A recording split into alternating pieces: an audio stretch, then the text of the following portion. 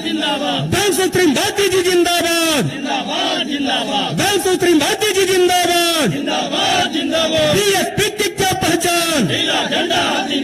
BSP की क्या पहचान, बीएसपी की क्या पहचान। सब समाज के सम्मान में, सब समाज के सम्मान में बहन जी आप आगे बढ़े, बहन जी आप आगे बढ़े, बहन जी आप संघर्ष करें, बहन जी आप संघर्ष करें, बहन जी आप संघर्ष करें, बहन जी आप आगे बढ़े, बहन जी आप आगे बढ़े, बहन जी आप संघर्ष करें। बहन सुप्रीम मोदी जी जिंदाबाद।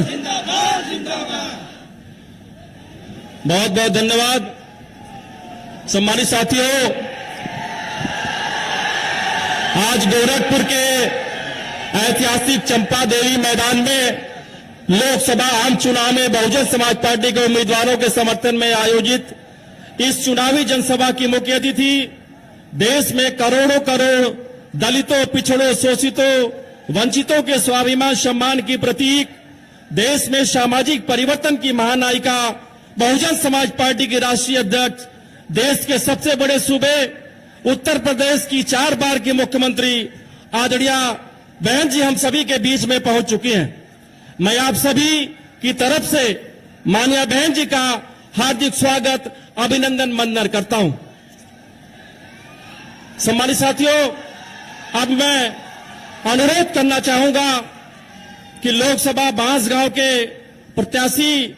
डॉक्टर रामसमुद्र जी माननीय बहन जी को मुकुट देकर के माननीय बहन जी का सम्मान करने का काम करें। आदरणीय डॉक्टर रामसमुद्र जी।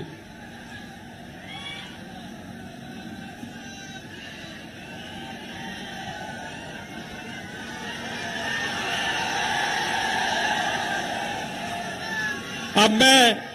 गोरखपुर के बहुजन समाज पार्टी के प्रत्याशी श्री जावेद सिमरानी साहब माननीय बहन जी का बहुजन समाज पार्टी का चुनाव चिन्ह हाथी देकर के माननीय बहन जी का स्वागत करेंगे।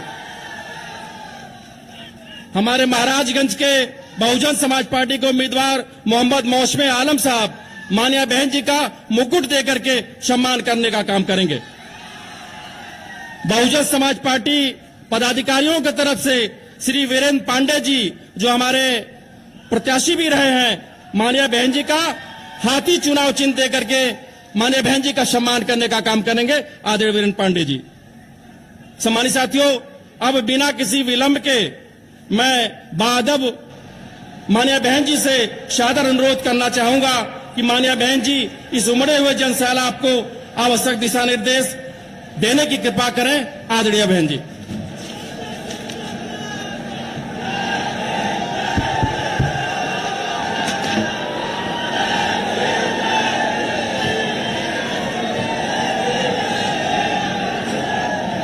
बीएसपी की इस चुनावी जनसभा में इकट्ठा हुए पार्टी के सभी छोटे बड़े पदाधिकारी एवं कार्यकर्तागण, आज आप लोग देश में व यहाँ आपके उत्तर प्रदेश स्टेट में भी लोकसभा के लिए हो रहे आम चुनाव में अपनी पार्टी के उम्मीदवारों के समर्थन में मुझे सुनने के लिए यहाँ इकट्ठा हुए हैं, तो उसके लिए मैं आप सभी लोगों का हार्दिक दिल से आभार प्रकट करती हूँ। वैसे आप लोगों को ये मालूम है कि हमारी पार्टी कांग्रेस, बीजेपी व अन्य किसी भी विरोधी पार्टी तथा गठबंधन आदि के साथ मिलकर नहीं, बल्कि अकेले ही अपनी पार्टी के बलबूते पर पूरी तैयारी व दमदारी के साथ ये चुनाव लड़ रही है। इसके साथ ही हमने टिकट बंटवारे के मामले में भी सर्व समाज के लोगों को उचित भागीदारी दी है, जिनको कामयाब बनाने के लिए अपनी पार्टी के लोग पूरे जी जान से लगे हैं। हालांकि आज यहाँ आपकी इकट्ठा हुई ये भीड़, वह भीड़ के जोश को भी देखकर अब मुझे भी एक काफी हद तक भरोसा हो गया है कि पिछली बार की तरह इस बार भी आप लोग अपने प्रदेश से या लोकसभा चुनाव में अपनी पार्टी का बेहतर रिजल्ट जरूर लाएंगे। इसके लिए अब मैं आप लोगों का ध्यान कुछ जरूरी बातों की तरफ दिलाना चाहती हूँ और इस संबंध में विशेषकर मैं कांग्रेस, बीजेपी व इनके अन्य सभी सहयोगी दलों के बारे में ये कहना चाहूंगी कि आजादी के बाद शुरू में केंद्र व देश के काफी राज्यों में भी ज्यादातर सत्ता यहाँ कांग्रेस पार्टी के हाथों में केंद्रित रही है, किंतु इनकी अधिकांश मामलों में रही गलत नीतियों व गलत कार्य प्रणाली आदि की वजह से ही फिर इस पार्टी को केंद्र व काफी राज्यों की भी सत्ता से बाहर होना पड़ा है तथा यही स्थिति इनकी सहयोगी पार्टियों की भी बनी रही है, जिसके कारण ही फिर पिछले कुछ वर्षों से बीजेपी व इनके सहयोगी दल केंद्र एवं काफी राज्यों की भी सत्ता में काबिज हो गए हैं, लेकिन इनकी भी ज्यादातर रही जातिवादी, पूंजीवादी, संकीर्ण, सांप्रदायिक व द्वेषपूर्ण नीतियों एवं कार्य प्रणाली आदि से तथा इनकी कथनी व करनी में भी काफी अंतर होने की वजह से अब ऐसा लगता है इस बार ये पार्टी भी यानी कि भारतीय जनता पार्टी भी केंद्र की सत्ता में आसानी से वापस आने वाली नहीं है, बशर्ते यदि ये चुनाव इस बार फ्री एंड फेयर होता है तथा आम चर्चा के मुताबिक वोटिंग मशीनों में भी कोई गड़बड़ी आदि नहीं की जाती है और वैसे भी इस बार चुनाव में इनकी कोई भी पुरानी एवं नई चल रही नाटकबाजी, जुमलेबाजी व गारंटी आदि काम में आने वाली नहीं है, क्योंकि अब देश की जनता काफी हद तक इस बात को समझ चुकी है कि इनकी पार्टी ने अब तक देश के विशेषकर गरीबों, कमजोर तबकों, मध्यम वर्गीय एवं अन्य मेहनतकश लोगों को जो इन्हें अच्छे दिन दिखाने के असंख्य प्रलोभन भरे वायदे किए हैं तथा अनेकों हवाई व कहवाई व कागजी गारंटी आदि भी दी है, तो उनका जमीनी हकीकत में अभी तक इन्होंने लगभग 1/4 हिस्सा भी कार्य पूरा नहीं किया है, बल्कि इसके स्थान पर इनका ज्यादातर समय व ताकत भी या इनके अपने चहेते रहे बड़े बड़े पूंजीपतियों एवं धन्ना सेठों को ही ज्यादा से ज्यादा माला माल व धनवान आदि बनाने में तथा उन्हें हर स्तर पर छूट देने व बचाने में ही लगी रही है, जिनके अधिकांश आर्थिक सहयोग से ही ये पार्टी व अन्य पार्टियां भी अपना संगठन चलाती हैं तथा चुनाव आदि भी लड़ाती हैं, जिसका काफी कुछ खुलासा बॉन्ड की आई रिपोर्ट से भी हो जाता है। और इस संबंध में मैं आप लोगों को ये बताना चाहती हूँ कि अभी कुछ दिन पहले माननीय सुप्रीम कोर्ट ने बॉन्ड के बारे में जो रिपोर्ट का खुलासा किया है, तो उससे ये स्पष्ट हो जाता है कि इस देश में कांग्रेस, बीजेपी व अन्य विरोधी पार्टियों ने यहाँ बड़े बड़े पूंजीपतियों व धन्ना सेठों से अपनी पार्टी के संगठन को चलाने के लिए व चुनाव आदि लड़ाने के लिए तो इन्होंने अरबों खरबों रुपया इस देश के बड़े बड़े पूंजीपतियों व धन्ना सेठों आदि से लिया है। लेकिन उस रिपोर्ट में ये भी स्पष्ट है कि देश के अंदर बहुजन समाज पार्टी ही अकेली एक ऐसी पार्टी है जिसने एक भी रुपया अपनी पार्टी के संगठन को चलाने के लिए व चुनाव आदि लड़ाने के लिए तो देश के किसी भी पूंजीपति व धन्ना सेठ से नहीं लिया है। और इतना ही नहीं, आप लोगों को ये भी मालूम है कि हमारी पार्टी कैसे संगठन चलाती है, कैसे चुनाव आदि लड़ाती है। हमारी पार्टी दूसरी पार्टियों की तरह बड़े बड़े पूंजीपतियों व धन्ना सेठों से अरबों खरबों रुपया लेकर ना तो संगठन चलाती है और ना ही चुनाव आदि लड़ाती है, बल्कि हमारी पार्टी अपनी पार्टी के मेंबरशिप के जरिए जो धन इकट्ठा होता है, मेरे जन्मदिन के मौके पर जो धन इकट्ठा होता है पार्टी के लिए और चुनाव के दौरान भी जो कार्यकर्ताओं से थोड़ा थोड़ा धन इकट्ठा होता है, तो उस धन से हमारी पार्टी अपने संगठन को चलाती है और चुनाव आदि भी लड़ाती है। ये आप लोगों को अच्छी प्रकार से मालूम है। इसके साथ ही अब ऐसा लगता है कि कांग्रेस पार्टी की तरह ही बीजेपी ने भी केंद्र की तमाम सरकारी जांच एजेंसियों का ज्यादातर राजनीतिकरण ही कर दिया है। इसके अलावा देश के किसान वर्ग भी वर्तमान बीजेपी की सरकार में शुरू से ही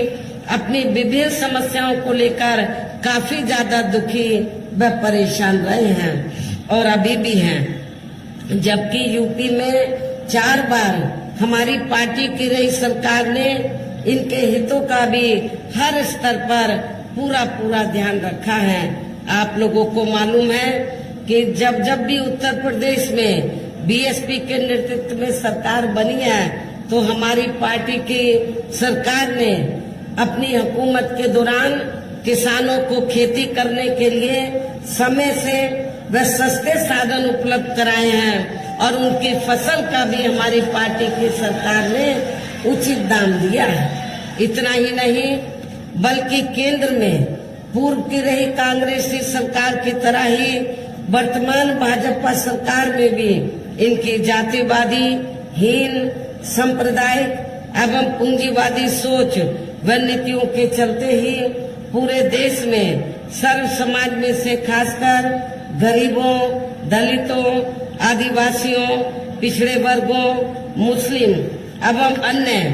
धार्मिक अल्पसंख्यक समाज के लोगों का भी पूर्ण रूप से विकास व उत्थान आदि नहीं हो सका है। और इस संदर्भ में वैसे आप लोगों को ये मालूम है कि पूरे देश में यहाँ दलितों, आदिवासियों एवं अन्य पिछड़े वर्गों का सरकारी नौकरियों में वर्षों से अधूरा पड़ा आरक्षण का कोटा भी अभी तक पूरा नहीं भरा गया है। विशेषकर एससी व एसटी वर्गों के सरकारी कर्मचारियों का पदोन्नति में आरक्षण भी अब काफी हद तक प्रभावहीन ही बना दिया गया है। और इतना ही नहीं, जब समाजवादी पार्टी की यूपी में सरकार थी तो समाजवादी पार्टी की सरकार ने इन वर्गों के सरकारी कर्मचारियों का पदोन्नति में आरक्षण बिल्कुल खत्म कर दिया था। ये भी आप लोगों को मालूम होना चाहिए। ऐसी स्थिति में दलितों और आदिवासियों को एक भी वोट समाजवादी पार्टी को नहीं देना है। साथ ही केंद्र व राज्यों में भी विरोधी पार्टियों की रही सरकारों में इन सभी वर्गों को प्राइवेट सेक्टर में आरक्षण दिए जाने की व्यवस्था किए बिना ही इनकी सरकारों के ज्यादातर सरकारी कार्य अब प्राइवेट सेक्टर के जरिए ही इनके बड़े बड़े पूंजीपतियों व धन्ना सेठों आदि को ही दिए जाने के कारण अब इनको पूरे देश में आरक्षण का बहुत कम ही लाभ मिल पा रहा है। इसी प्रकार इनका अन्य और मामलों में भी शोषण व उत्पीड़न आदि होना अभी तक भी बंद नहीं हुआ है। इनके साथ साथ मुस्लिम व अन्य धार्मिक अल्पसंख्यक समाज के लोगों की भी हालत हर स्तर पर यहाँ काफी ज्यादा खराब व दयनीय बनी हुई है, जिसका काफी कुछ खुलासा सच्चर कमेटी की रिपोर्ट में भी किया गया है। इतना ही नहीं बल्कि पिछले कुछ वर्षों से केंद्र व अधिकांश राज्यों में भी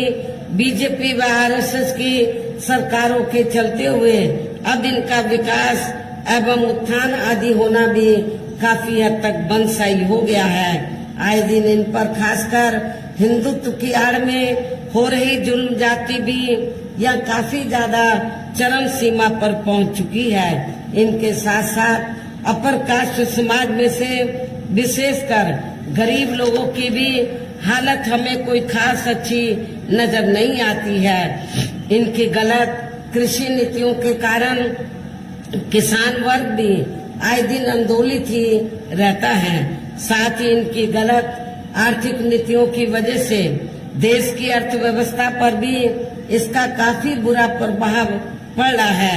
जिससे यहाँ विशेषकर छोटे एवं मध्यम वर्गीय व्यापारी वर्ग भी काफी ज्यादा दुखी व परेशान हैं। और अब केंद्र में पूर्व की रही सरकारों की तरह वर्तमान भाजपा सरकार में भी यहाँ पूरे देश में गरीबी, बेरोजगारी एवं महंगाई आदि भी लगातार काफी ज्यादा बढ़ रही है। देश में हर स्तर पर फैला भ्रष्टाचार भी अभी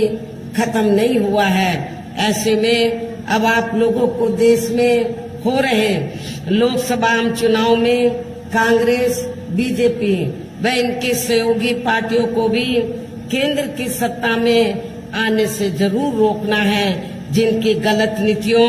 व गलत कार्य प्रणाली आदि को आप लोग काफी हद तक आजमा भी चुके हैं। ऐसी स्थिति में अब ये विरोधी पार्टियां इस चुनाव में भी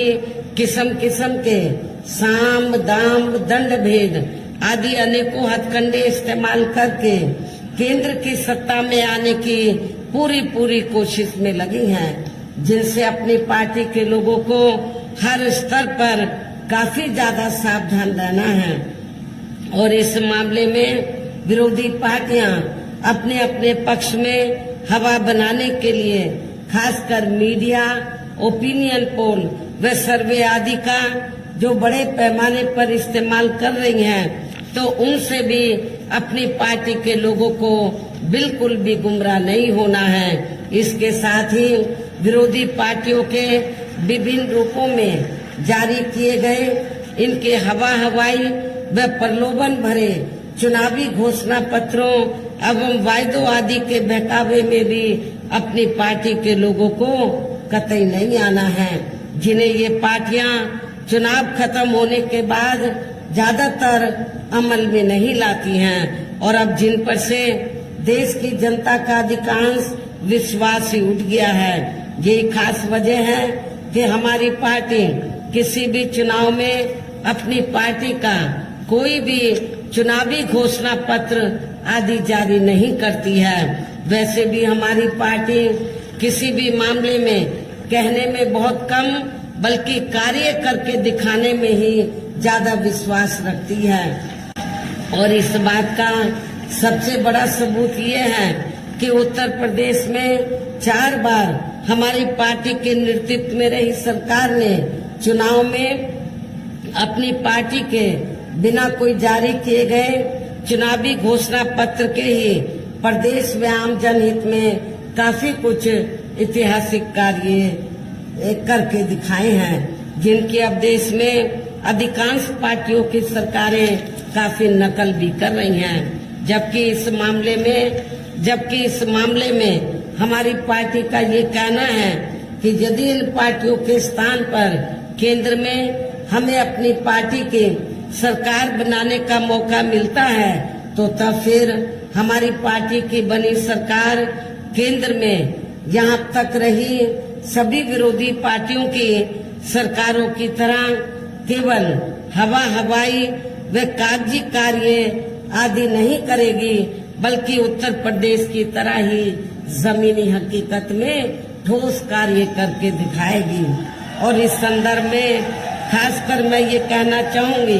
केंद्र द्वारा देश में पिछले कुछ समय से अति गरीब परिवारों को अस्थायी तौर पर फ्री में जो थोड़ी सी खाद्य सामग्री आदि दी जा रही है, तो उससे इनका यानी कि गरीब लोगों का स्थायी तौर पर भला होने वाला नहीं है। लेकिन ये थोड़ा सा फ्री में राशन देकर बीजेपी व आरएसएस के लोग क्या करते हैं, जब चाहे देश में छोटा चुनाव हो, किसी भी राज्य में या बड़ा चुनाव हो, तो इसकी आड़ में बीजेपी व आरएसएस के लोग गरीब लोगों का जो वोट है उसको बनाने का प्रयास करते हैं, ये कहकर कि केंद्र की सरकार ने तुमको फ्री में राशन दिया है, जबकि इसमें रत्ती भर भी सच्चाई नहीं है।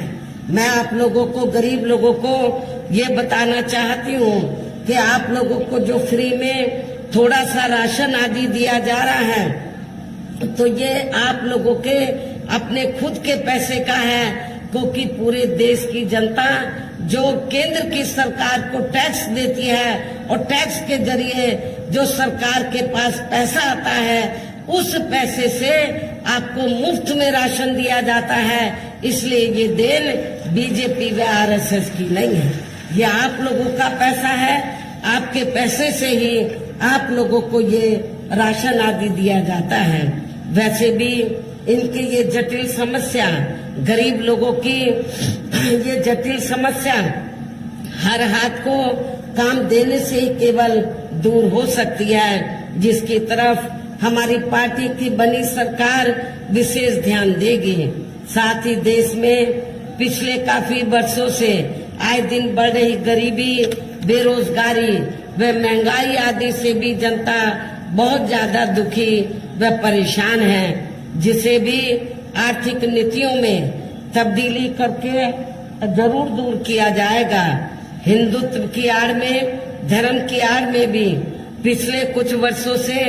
खासकर मुस्लिम समाज के लोगों का द्वेष की भावना से जो इनका काफी ज्यादा शोषण व उत्पीड़न आदि किया जा रहा है, तो उसे भी जरूर रोका जाएगा। और ये सब हमने अपनी यूपी की रही सरकार में करके भी दिखाया है।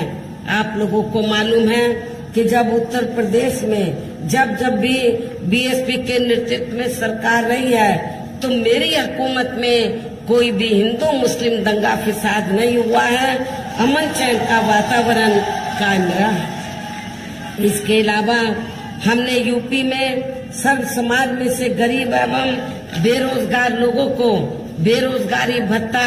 आदि न देकर उन्हें बड़ी तादाद में रोटी रोजी के साधन भी उपलब्ध कराए हैं। जो अब ये कार्य भी अधिकांश ठंडे ही पड़े हैं, जिनको फिर केंद्र में बीएसपी की सरकार बनने पर प्राथमिकता दी जाएगी। कहने का तात्पर्य ये है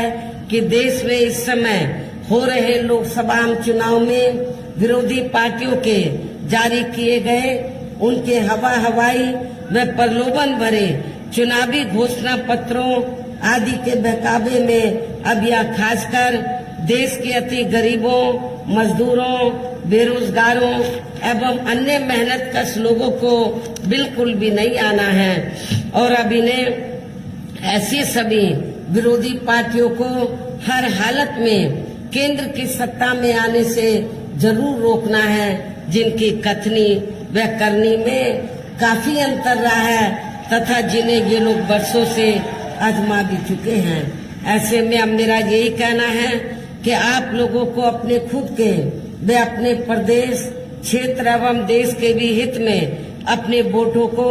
या कांग्रेस, बीजेपी व अन्य विरोधी पार्टियों को न देकर केवल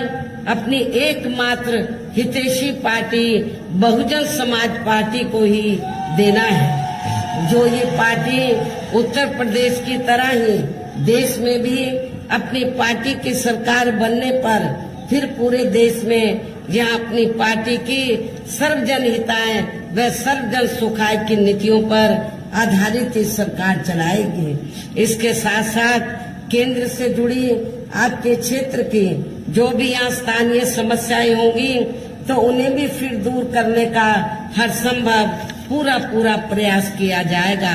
साथ ही यहाँ गरीबों, मजदूरों, बेरोजगारों, कर्मचारियों, किसानों, छोटे व्यापारियों एवं अन्य मेहनतकश लोगों के हितों का भी विशेष ध्यान रखा जाएगा। सर्व समाज में से खासकर दलितों, आदिवासियों,